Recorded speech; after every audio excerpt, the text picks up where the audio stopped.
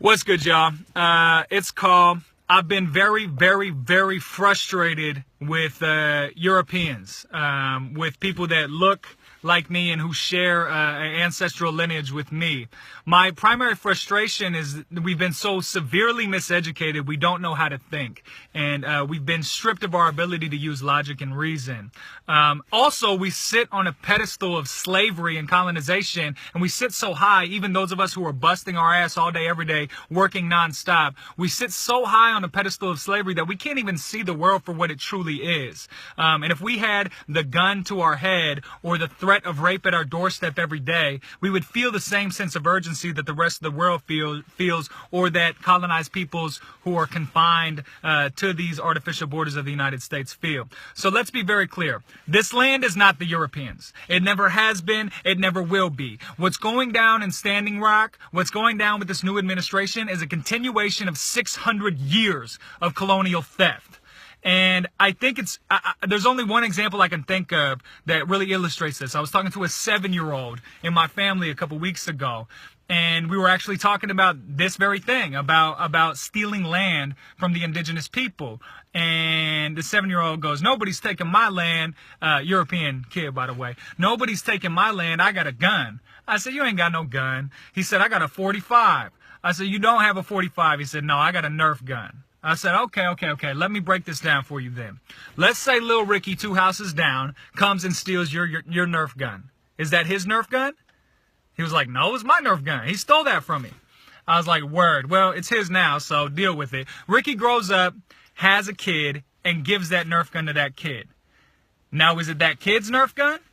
He said, "No, it's still my Nerf gun. He took it from me." I said, "He didn't take it from you. His dad did. He's only known that Nerf gun was his whole life. How could you take that back from him?" He's like, "Nah, it's mine. I want it back."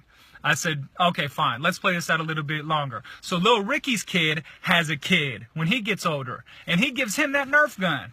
"Is it still your Nerf gun?" He was like, "Yeah, it's always been my Nerf gun. Just because he passed it along to a different guy doesn't mean that it's not mine." I said, "Well, then perfect. This isn't our land. It never has been. It never will be. And until we return it, any sort of solidarity that we feel with black and indigenous people is a fucking joke. Unless you're willing to give back what you never earned, you are a opportunist and a liar.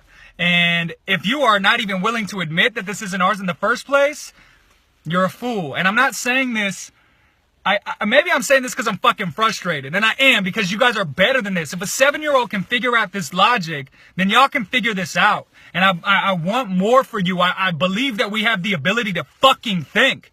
We have the ability to say, "Oh shit, okay, yeah, it's getting hot out here. It's getting very, very hot. There's clearly something wrong. Oh wait, I'm in the middle of this? Oh, maybe I have some sort of responsibility here.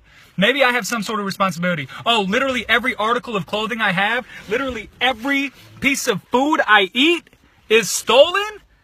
Damn." And the people who are mining these raw materials, who are sowing these goods, who are harvesting these foods, they're not even able to eat these foods? They're not even able to wear clothes or have shoes? You gotta be kidding me, man. None of you are that selfish. I hope none of you are that selfish, man. None of this shit is ours. We gotta give it back. I mean, I was taught that my whole life. How was I raised in a Christian society that taught me, "Thou shalt not steal"? And yet everything we have is stolen, and we're unwilling to give it back. And I understand you said I bought this, I worked hard my whole life to buy this. Sure, you might have worked your entire life. You might have busted your ass. I know I busted my ass to the point that my body has failed me time and time again. What I do also know is that I'm driving a car right now. And as hard as I worked for the car that I drive in, I did not mine any of the raw materials to make this car. I didn't slave away on a rubber plantation so that I could have these wheels, right? And even if I worked in a factory in the US, which I've worked in warehouses, but even if I worked in a factory, I got a union job with a pension, with yada yada, health insurance, all these other amenities. I might be doing backbreaking work, but it's certainly not like those who are slaving away in mines, who are having the threat of rape and murder at their doorstep all day, every day. So I know I sounded frustrated. Most of you usually probably see me more composed. Fuck it. It's urgent. We have to change our ways right now. This world cannot take us exploiting it any longer, and the peoples of this world will not take us doing this any longer. If you want to build with me more, I'm going to be at the station tonight at 7 o'clock. This is January 25th, just in case you watch this on another day. So don't come the next day. But I'll be at the station tonight with my Uhuru Solidarity comrades.